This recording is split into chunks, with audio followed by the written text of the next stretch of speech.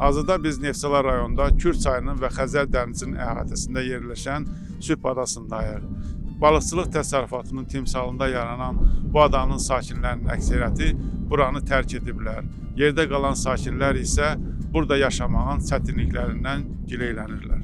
Sübh adası qərbdə Kür çayı, şərqdə Xəzər dənizi ilə əhatələnib. Təxminən 10 hektardan çox ərazisi olan adada insanların məskunlaşması 1954-cü ildə yaradılan balıqçılıq təsərrüfatı hesabına baş verib. Əvvəllər burada 200 nəfərə qədər sakin yaşayıb. Yaşamaq üçün əlverişli şərait olmadığından əksər sakinlər daha sonra buranı tərk edib. İndi adada cəmi 11 ailə, 49 nəfər yaşayır. Adaya yalnız qayıqla keçmək mümkündür. Biz də bu küləkli havada qayıqla adaya yollandıq. İlk olaraq bizi qayıqla adaya aparan yerli sakin Camalla, elə qayıqda söhbətləşdik. Camalın 3 azyaşlı övladı var və onlar hər gün Kürü qayıqla keçərək məktəbə, elm öyrənməyə gedirlər. Gündə mən aparıram birinci mayağa lötkə ilə 5 kilometr çəpinə sun ilə aparıram mayağa.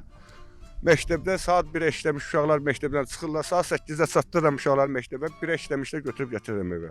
Adanın gözəl havası var. Burada insanları yoran, şəhər səs-küyü yoxdur. Sakitlik hökm sürür. Adaya çatanda ilk ağlımıza gələn fikirlərdən biri də diqqət yetirilərsə, buranın turizm potensialının geniş ola biləcəyi ilə bağlı təəssüratlar oldu. Lakin sakinlərin gileyindən başa düşdük ki, Sübh adasında yaşamaq o qədər asan deyil. O ki olsun, hansısa turizm imkanlarından danışmaq. Burada yaşayış üçün şərait o qədər də əlverişli deyil. Adada nə mağaza, nə tibb məntəqəsi, nə məktəb, bir sözlə standart həyat yaşayışı üçün demək olar ki, heç nə yoxdur. Keçən əsrin ortalarından yaranan balıqçılıq təsərrüfatından yaşayış məntəqəsinə çevrilən adanı əksər sakinlər tərk etsə də, qalan əhali digər yerlərdə yaşamaq imkanları olmadığından elə burada qalıb yaşamağa davam edir. Əhalisinin əsas məşğuliyyəti heyvandarlıq və balıqçılıqdır. Əvvəllər əkinçilik olsa da, indi əkin əkən də yoxdur. Evlər odunla qızdırılır. Qəribə olan odur ki, adanın heç qəbristanlığı da yoxdur.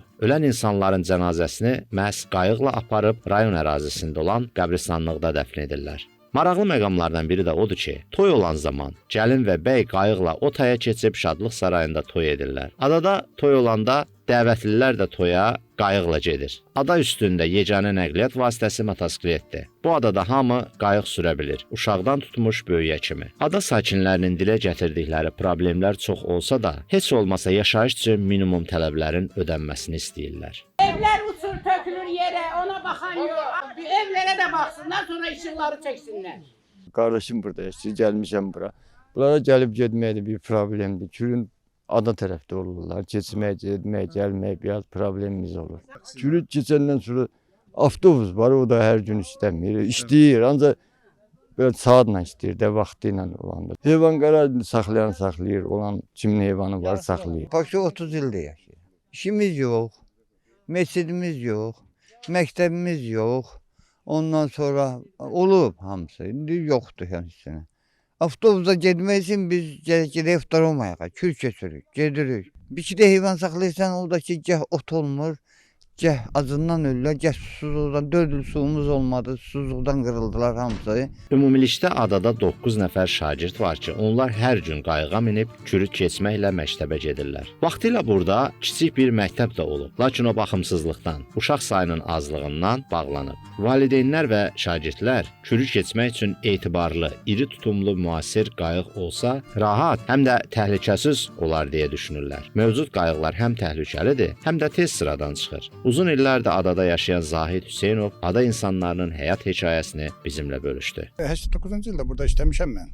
89-cu yaxşı şəraiti var idi, bərəsi var idi, gəmisi var idi, hər şəraiti var idi. Buradan məktəb uşaqları götürürdü, aparırdı mayağa gəmi. Oradan da günorta götürürdü, gətirirdi bura həmin vaxtı. Hər işimiz lötkənindir. Ölümüz də onunla keçir, dirimiz də onunla keçir, bəyimiz də onunla o taya gəlinimiz də.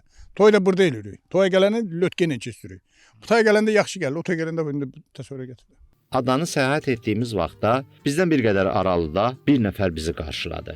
Yaxınlaşıb həmsöhbət olduq. Şahin Sadıqov payız göbələyi yığmaqdan gəlirdi. Göbələyi satmaq üçün yığdığını dedi. Biz də onun yığdığı göbələyə müştəri çıxdıq. Beləcə Şahin Sadıqovla ayaqüstü söhbət də etdik. Mən daha göbələkdən gəlirəm. Gedirəm, yığam, göbələk yığım, satım 2 manat, 5 manat çörək pulum çıxsın. 2 manat, 50 köpəkdən 2 manatdan 4 manat, 5 manat olur, min bərəkət. Qeyd etdiyimiz kimi adada mağaza olmadığından sakinlər gündəlik tələbat mallarını almaq üçün hər gün qayıqla Otaya keçməli olurlar. Oradan da mikroavtobusla rayon mərkəzinə yollanırlar. Rayon mərkəzindən hər gün bazarlıq edən sakinlər gətirən marşrut avtobusu çayın sahilindən 300 metr aralıda saxlayır. Sakinlər ağır yüklərlə sahilə qədər xeyli məsafə qət edirlər. Mağazinimiz yox, dükanımız yox. Bu daha belə patdaqlar. İndi bu yaxşı günümüzdür ki. Qarımız var, qiyamətimiz var. Sonda sakinlərlə sağollaşıb, aurası xoş, havası təmiz, lakin sosial şəraiti bir o qədər də yaxşı olmayan adadan ayrıldıq. Bizim üçün bu qısa səyahət xoş keçdi deyə bilərik. Ancaq orada yaşayan sakinlərin qayğılarını da unutmamalıyıq. Əlbəy Zeynallı, Elçin Həsənov, Layiq Qələndərli, APA TV, Neftçala, Sübh adası.